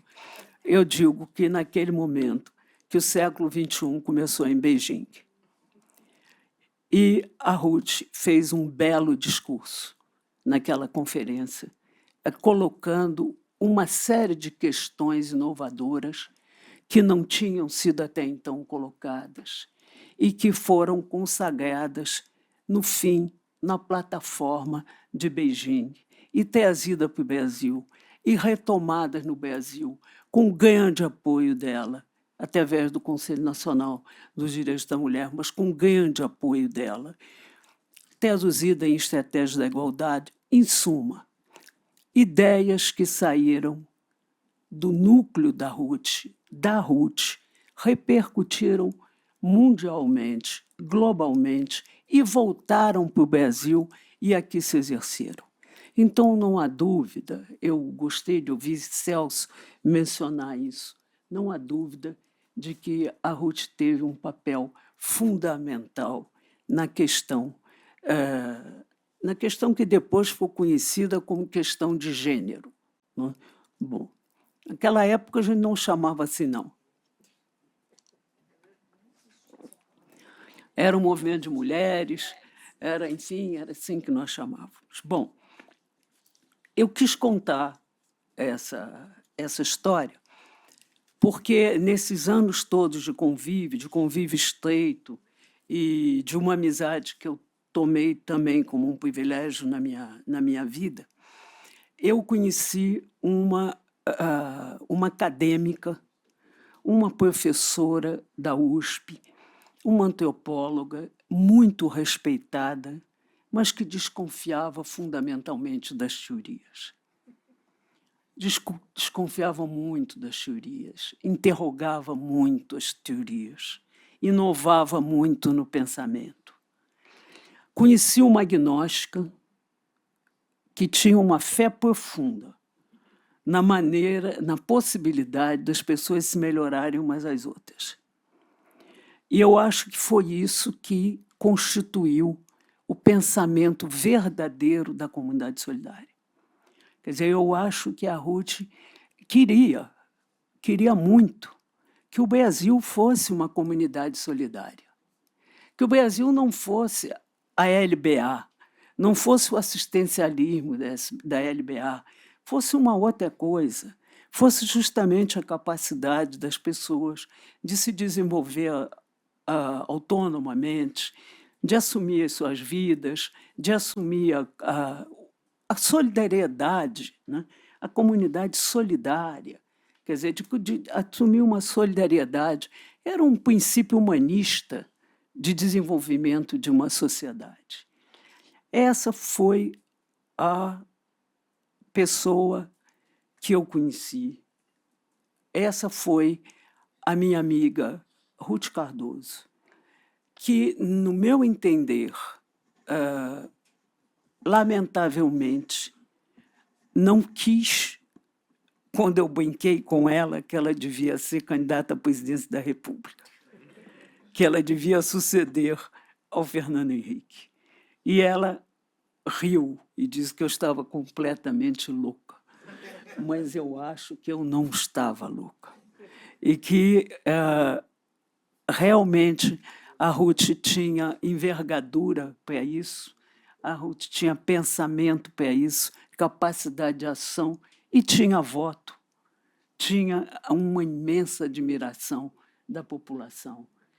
E, justamente, tendo ela compreendido, como tinha compreendido, que a política não se passava no Estado, nem somente dentro dos partidos políticos, que política era o exercício do bem público, onde quer que ele se exercesse. e onde quer e por quem ele fosse exercido. Ali estava a política. Nesse sentido, a Ruth foi um dos mais importantes personagens, eu acho, políticos do século XX. Muito obrigada.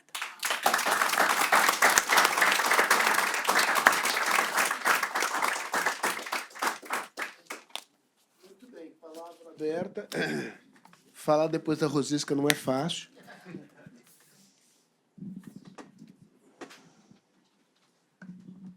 Bom, posso Sônia, começar? Claro. Bom, boa tarde a todos. Foi um prazer ouvir essas pessoas aqui que norteiam, de alguma forma, a minha vida, que eu vou contar um pouco. Eu sou presidente do Conselho do Artesol. Né? Foi uma entidade que a dona Ruth criou no âmbito, né, da comunidade solidária. E eu queria começar falando que eu acho que o Instituto FHC devia ser Instituto Fernando Henrique Cardoso e Ruth Cardoso, porque eu acho que... eu não sei se é porque eu falo o nome da dona Ruth. Será levado ao conselho, né? Mas eu acho que é fundamental, porque ela exerceu uma função, uma missão para o Brasil. Eu não vou dizer que é mais ou menos importante do que o Fernando Henrique, mas ela é extremamente importante. Ela foi uma visionária muito acima de qualquer outra mulher que eu consiga imaginar. E a minha vida, eu conheci dona Ruth socialmente, bastante, e no último ano que ela estava viva, eu tive o prazer de passar 10 dias ao lado dela, e eu vi inúmeras histórias dela viajando pelo Brasil inteiro, conhecendo artesãos, né? Porque o que eu amo mesmo é o artesanato solidário, aquele trabalho que ela tinha com o artesanato solidário. E eu pedi para ser voluntária do projeto. Mas a primeira reunião que a dona Ruth marcou comigo era 4h. Só que eu era executiva de uma grande empresa multinacional. Eu falei, dona Ruth, eu não posso sair 4h, pode ser 8h. E aí eu vi que realmente era muito difícil, porque, como executiva, isso há 20 anos atrás, a gente não tinha esse luxo de dizer que pode trabalhar também, quer contribuir para o terceiro setor, né? Mas, nesses últimos 10 anos, eu sou presidente há 10 anos, a gente montou um conselho, né, que a Margarida aqui era uma das... simplesmente foi a minha professora mor, junto com o professor Antônio Arantes, que eu não queria voltar a falar o nome dele, porque, para mim, o professor Antônio Arantes foi um grande professor, ele me ensinou muito sobre o artesanato e a forma de você agir, né, com os artesãos aí pelo Brasil todo. Marina de Melo Souza esteve com a gente também esse tempo inteiro, participando, pessoas que me ensinaram muito, né? Ricardo Lima, a gente montou um conselho de nobres, que a gente chama, mas foi para dar o norte no Artesol, porque eu não tinha trabalhado no Artesol, só tinha conhecido ela pessoalmente. Mas para mim é muito emocionante estar aqui, porque eu falo o nome da dona Ruth todos os dias, porque tudo que hoje o Artesol passou a ser uma grande organização, a gente tem uma receita, enfim, de 8 milhões por ano, uma receita grande, a gente atinge 500 mil artesãos hoje em dia, e tem três eu li muito sobre a dona Ruth, aprendi muito com essas pessoas que eu falei agora, mas tem 3 nortes dela que estão dentro do meu coração e que eu acho que a gente cada vez mais está dando passos para chegar lá. Um é uma coisa que ela falava muito, que quando você trabalha nessas ações, o seu espírito público tem que ser acima de tudo. Então, eu me sinto um pouco assim, né? Quando você faz o bem para alguém, você está fazendo o bem como um espírito público mesmo, né? A importância de você sentir esse espírito público, né? Porque é o que ela falava, não adianta, a sociedade existe, mas existe se puder contribuir alguma coisa para toda a população, não é só para um grupo pequeno. Outra coisa que eu li muito que ela falava era você fazer trabalho sempre em parceria com as empresas, mas não para elas doarem o dinheiro apenas, mas para elas fazerem parte daquela continuidade, né, daquela, muitas vezes até do recomeço. Né? Então, a gente tenta fazer muito isso. E eu acho que assim, o grande legado do Comunidade Solidária, que eu posso dizer um grande legado, tá, que pode deixar, é que o mapeamento que a dona Ruth começou a fazer, já na época dela, a gente deu uma continuidade, crescemos muito com esse mapeamento, e, a partir desse ano, isso passou a ser um programa de governo através do Ministério do Empreendedorismo. Então, dentro da secretaria, a gente fez um acordo de cooperação. Então, aquilo que ela sempre diz, que a gente não trabalha para um grupo e trabalha para a sociedade, hoje mais de 1,5 milhão de artesãos têm acesso a esse legado que a dona Ruth, na verdade, foi a mãe, foi a criadora, foi a pessoa que pensou nesse grupo de artesãos de artesanato cultural. E a gente conseguiu fixar esse legado, política pública mesmo, esse ano, através do Ministério. Mas eu me sinto órfã, porque o Instituto Fernando Henrique é o Instituto Fernando Henrique, né? E eu sinto muita falta. Se eu não fosse a Margarida, o professor Antônio Arantes, a Marina Silva de Melo de Souza, essas pessoas, eu estava me sentindo, até o Paulo Henrique, que está aqui, né, que eu convivo muito, eu me sinto órfã dentro de um programa do Comunidade Solidária, porque o Artesol começou com o programa Comunidade Solidária. Tá? Eu sei que os outros programas não estão mais aí, mas o Artesol está. E a gente precisa muito desse Instituto Ruth Cardoso, porque é ela que vai nos dar o norte. É ela que vai continuar sempre dizendo para a gente qual é o melhor caminho, de que forma fazer. Então, é só isso que eu queria dizer, que eu acho que ela precisa estar aqui no Instituto, precisa os programas, pelo menos o nosso programa, que continuou e cresceu muito nos últimos anos, fazer parte desse programa do Instituto. E, enfim, que conseguir seguir a liderança dela. Está aí aqui com a Margarida, que foi uma das minhas primeiras professoras, dentro desse Dona Ruth, dessa cabeça da Dona Ruth Cardoso. A Esther está aqui ao meu lado. Enquanto você falava, Sônia, ela dizia, eu acho isso também, eu ia falar isso. Eu falei, bom, então fala depois. Então ela vai falar. Só lembrando uma coisa, nós não somos instituto há 14 anos. É curioso, porque ainda somos conhecidos, nós somos fundação. Então, acho ótima a ideia de Fundação Fernando Henrique, mas é fundação. Você aceita, numa boa. Então, tá bom, fechou. Fundação Ruth Fernando Henrique Cardoso. Ruth é menorzinho, tem que vir antes para não ficar abafado depois. Eu queria... Mas a gente aceita se vier depois também, não tem problema. O importante eu acho que é muito legal estar aqui e ouvir isso da Sônia Quintela, que dá continuidade ao artesanato solidário, que eu acho que é um dos grandes, assim, para mim sempre foi. Enfim, eu participei do Comunidade Solidária como conselheira do Comunitas durante vários anos, e fiz parte, como a Simone falou, desse grupo. Então, eu também tenho essa noção dessa produção intelectual, que é teórica, pode ser que ela não desse esse nome a ela, mas é teórica, que a Ruth era uma antropóloga que produzia ideias e expressava ideias da maneira escrita, mas ela expressou ideias nessa arquitetura original que foi o Comunidade Solidária, né? Que, como ela mesma falou nesse vídeo que a gente viu, quer dizer, não se trata de substituir o Estado, mesmo porque eu acho que vale a pena para essa fundação sempre lembrar, para nós todos, porque a gente esquece que nos anos 90 o Brasil estava na contramão do mundo, construindo um sistema de bem-estar social, quando esse sistema estava sendo desconstruído em vários lugares e a partir da Inglaterra.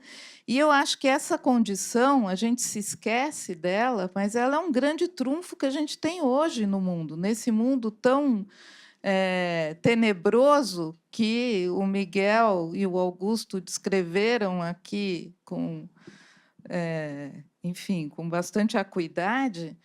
Eu acho que a Ruth estaria... Ela estava sempre... A Ruth era uma pessoa que ela não era inflamada por um lado e pelo outro. Ela nunca entrava numa bipolaridade. Ela tinha uma firmeza que não era idealista e utópica. Ela tinha uma firmeza que era muito pragmática, né?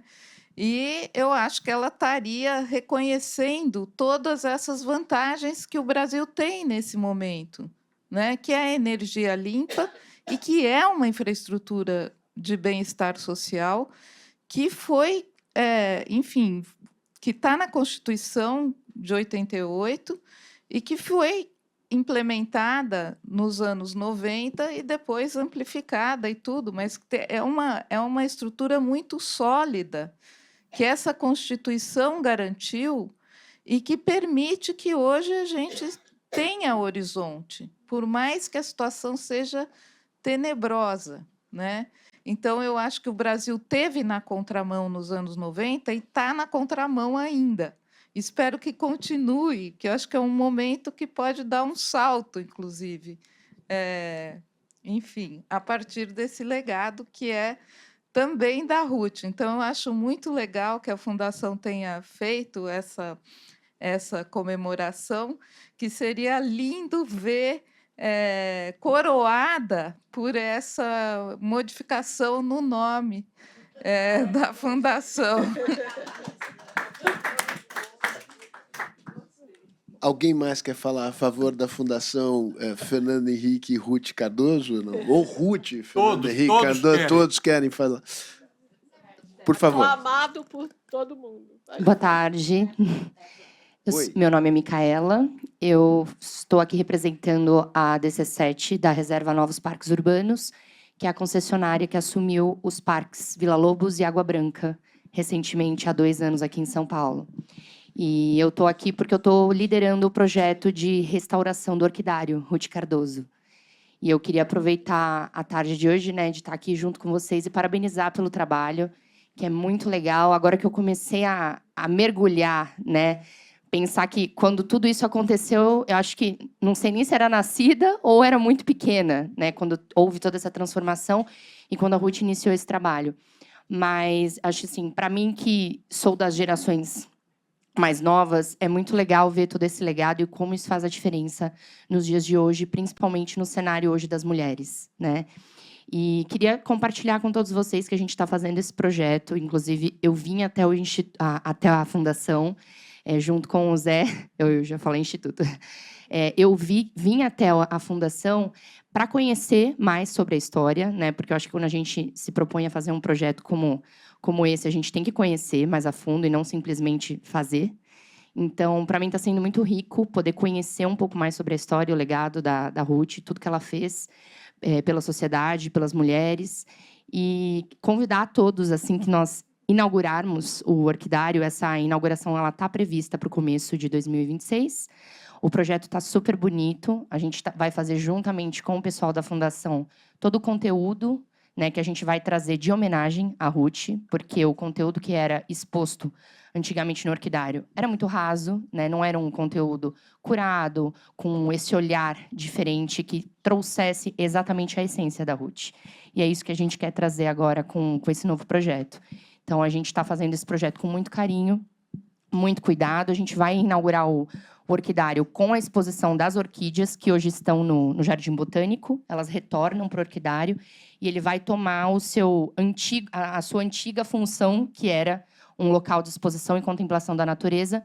Só que, juntamente a isso, depois que a Sônia falou da Artesol, inclusive, Sônia, vamos trocar figurinhas depois, a gente quer também trazer a parte do artesanato para dentro do orquidário, né? Então, todo o projeto ele foi pensado visualmente, não só para trazer sobre as orquídeas, mas também sobre o artesanato, que fez parte, né, do legado da Ruth, e a gente acha que faz total sentido trazer isso para a população.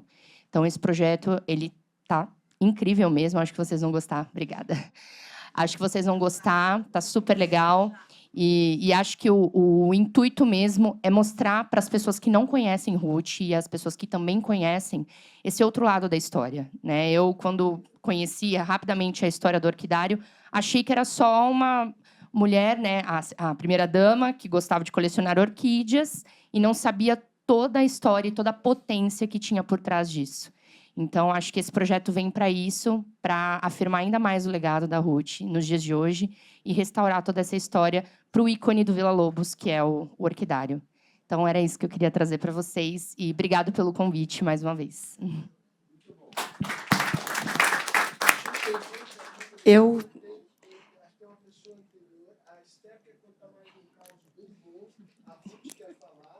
vou seguir, então, rapidamente. Eu sou a Patrícia Loyola, diretora da Comunitas.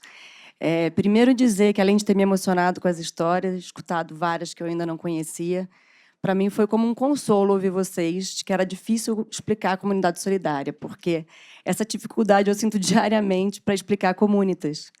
E não é para menos, a Comunitas ela pulsa os valores da Ruth. Eu não tive o privilégio de conhecê-la diretamente. Quando eu entrei na Comunitas, ela já havia falecido.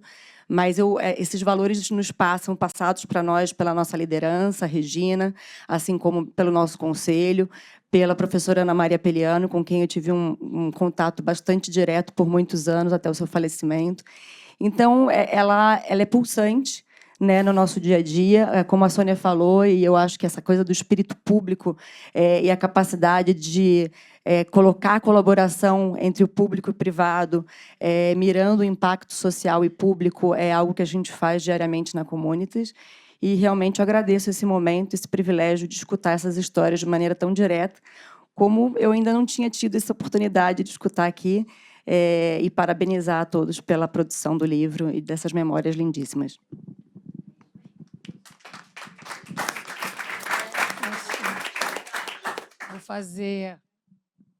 Vou fazer um breve depoimento. Eu estou bastante emocionada também. Foi lindo ouvir todas as histórias. Eu tive um grande privilégio de trabalhar diretamente com o Miguel. Não tive o contato com a Ruth Cardoso, mas eu queria trazer... É muito pouco falado todo o trabalho e empenho da Ruth Cardoso além de fortalecer a sociedade civil, como a gente já vem falando, a revalorizar o termo voluntariado no Brasil. Ruth Cardoso, um dos programas foi o programa Voluntários, cujo objetivo era justamente isso, era revalorizar e revitalizar essa força voluntária que as pessoas desenvolviam. E aí tem 3 pontos que me chamam a atenção, que eu queria trazer para esse conjunto de depoimentos. Um deles era a ideia da criação de tecnologia social. O programa Voluntários ele foi exatamente isso. Ele tinha, na essência, a criação de uma ideia e a indução para que diversos municípios ou estados criassem os seus centros de voluntariado, que pudessem ter a cor local, ser liderados pelas pessoas que faziam sentido em cada localidade. E, além do conceito de tecnologia social replicável, eu acho que a gente precisa lembrar a criação da Lei do Voluntariado no Brasil, que foi também um reflexo desse trabalho. E, por conta da criação da Lei do Voluntariado, a gente viu, dentro de organizações privadas, dentro de empresas, o estabelecimento de programas de voluntariado corporativo servirem como um indutor para a agenda da responsabilidade social das empresas. Eu acho que esse é um marco que a gente não pode esquecer. Ele é pouco falado, mas eu queria trazer aqui. Então, sem dúvida, esse conjunto de iniciativas foi um marco também da vida da Ruth. E o que me chamava a atenção, e aí uma disputa interna lá dentro do programa Voluntários, era quando a Ruth, ao ver vários centros de voluntariado espalhados pelo Brasil, ela resistia à ideia de constituir um centro nacional de voluntariado. Esse é mais um ensinamento assim, extremamente poderoso da fala dela, porque ela insistia, e Miguel, né, junto, na importância dos centros locais, da força local, de que isso tinha que ter, talvez, cores e características de acordo com cada localidade, com as pessoas que estivessem liderando, e não uma organização guarda-chuva que fosse indicadora do que está certo, do que é errado, como fazer e como não fazer. Incrível, muitos ensinamentos que valem até hoje. O senhor não se apresentou. Eu também me chamo Ruth. Eu sou Ruth Goldberg. Atualmente, eu trabalho aqui na Fundação Fernando Henrique Cardoso. Estou dirigindo a área de fortalecimento institucional, relações institucionais e captação de recursos. E tenho o maior prazer de trabalhar com o Sérgio e toda a equipe. Um pequeno adendo, só a partir da fala da Ruth. nós fizemos, em determinado momento, um brainstorming para dar uma outra definição, entendimento do voluntariado. Eu fico muito orgulhoso, porque foi um debate muito intenso, a Ruth participou muito, e nós encontramos uma fórmula que eu gosto muito. Voluntariado. Um hábito do coração e uma virtude cívica. Pegava os dois elementos, né, que vem dentro de cada um, né, e faz bem à sociedade, melhora a sociedade, melhora a democracia e tudo mais. Eu ia falar exatamente essa frase. É boa, né? Eu também tive a oportunidade de trabalhar com a dona Ruth, estive com ela no Jalapão, no dia do Fio Dourado, e depois, eu estou esquecendo também, como é que se chama aquela base militar que tem perto da Venezuela, lá, Sant'Angelo, não sei, não lembro. Também, exatamente. Estive lá com ela e tive a possibilidade de ver a surpresa das pessoas quando ela chegou com a camiseta Comunidade Solidária. As pessoas falaram, mas a primeira-dama de camiseta? E depois ela me escolheu para ir para a Fundação Kellogg, para fazer um estágio lá, para trazer essa tecnologia social do voluntariado. Para mim, isso foi uma mudança de chave na minha vida. E eu cheguei na Comunidade Solidária através da Melanie Farcas, amiga de vocês. Essa frase foi adotada pela ONU no ano do voluntariado. Não é? Exatamente. A habit of the heart and the civic virtue. Bonito, né? Gostou? Miguel, será o hábito do coração? Um hábito do coração e uma virtude cívica. Mas deve ter uma historinha legal aqui para contar. Combina com essa da camiseta, porque eu uma vez fui para Piranhas, que é em Alagoas, na margem do Rio São Francisco, na fronteira com Sergipe, ali por uma filmagem de uma aluna. Então, a gente foi visitar a filmagem e lá perto tem as rendeiras.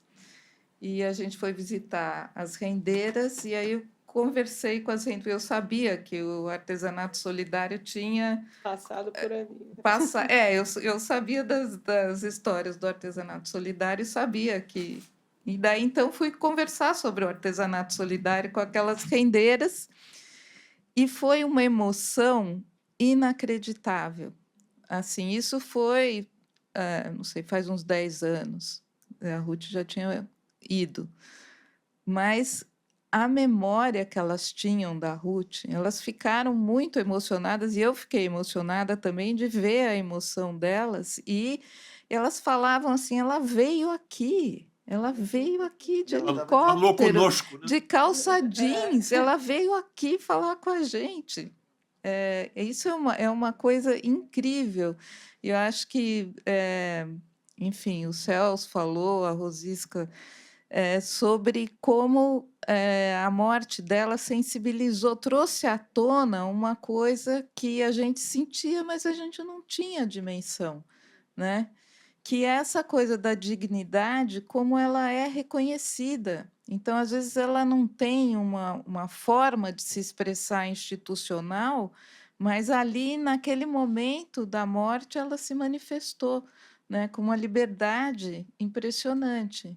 E eu tive essa oportunidade de ver, anos depois, isso vir à tona lá em Piranhas, no interior das Alagoas, sertão nordestino.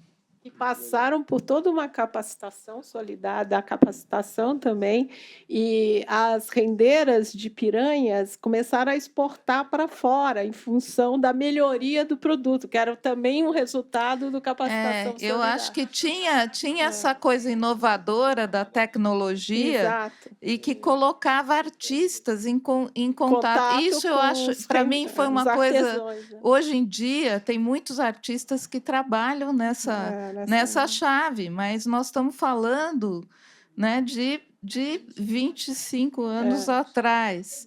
Então, era uma coisa muito novidadeira, como ela diria. né? Alex Cerveni, que é enfim, artista plástico, desenhista, pintor, vai e faz, não com as rendeiras, eu não sei quem foi especificamente fazer com as rendeiras, mas eu sei que o Alex foi. E são experiências que transformaram os artistas e os artesãos que participaram dessas Quando você escuta o depoimento dos artistas também, o impacto é imenso. Agora, Sérgio, só uma coisa. Eu queria ressaltar que a lei do voluntariado, que a Ruth bem apontou, é um dos grandes resultados do Comunidade Solidária, mas também a lei o marco legal do terceiro setor, que reorganizou assim amplamente o terceiro setor e ainda é vigente em vários sentidos. Margarida. Eu só quero contar só uma historinha de Piranhas com a Ruth, porque o prefeito de Piranhas tinha emprestado uma casa para as artesãs. E elas queriam um papel, né? Porque sem o papel, quando ele fosse embora, elas perdiam a casa, né? E o prefeito, obviamente, não queria dar o papel, né? Aí a doutora Ruth falou, eu só vou a Piranhas quando elas tiverem o papel da mão. E ele deu o papel e as moças são da casa até hoje lá. Até isso ela fazia, né? Ela fazia. A Ilha do Ferro. Ilha do Ferro. Ilha do Ferro. Ela doou, a dona Ruth, na época, ela conseguiu uma fábrica, lembra? Doou uma quantidade enorme de tecidos para as rendeiras de Ilha do Ferro. Na verdade, elas têm até hoje um pouco desse tecido, e é o que praticamente manteve, porque a partir dessa quantidade de tecido, que é o que mais faltava para elas realmente conseguiram exportar, fazer um trabalho, porque elas já faziam aquele bordado Boa Noite, que é um bordado brasileiro, inventado no Brasil, um dos poucos, e é maravilhoso. E aí elas começaram a se desenvolver, montaram um grupo grande e tal, na Ilha do Ferro, pertinho, do lado de Piranha, mas é Pão de Açúcar.